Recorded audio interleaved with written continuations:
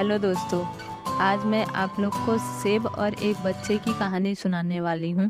तो चलो शुरू करते हैं। Story of the day. एक बार की बात है, एक जंगल में सेब का एक बड़ा पेड़ था। एक बच्चा रोज उस पेड़ पर खेलने आया करता था। वह कभी पेड़ की डाली से लटकता, कभी फल तोड़ता, कभी उछल कूद करता। सेब का पेड़ भी उस बच्चे से काफ़ी खुश था।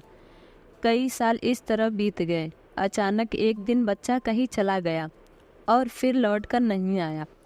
पेड़ ने उसका काफ़ी इंतज़ार किया पर वह नहीं आया। अब तो पेड़ उदास हो गया। काफ़ी साल बाद वह बच्चा फिर पेड़ के पास आया और अब कुछ बड़ा हो गया था। पेड़ उसे देख काफ़ी खुश हुआ और उसे अपने साथ खेलने के लिए कहा। पर बच्चा उदास होते हुए बोला कि अब वह बड़ा हो गया है, अब वह उसके साथ नहीं खेल सकता।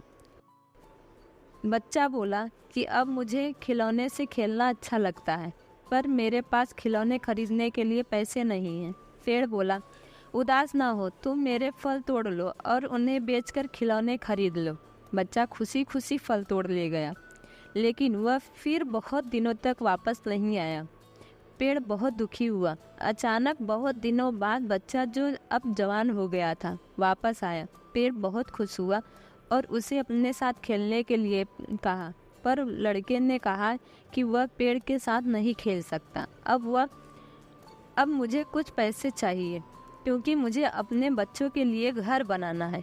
पेड़ बोला, मेरी शाखाएं बहुत मजबूत हैं, तुम इन्हें काट ले जाओ और अपना घर बना लो।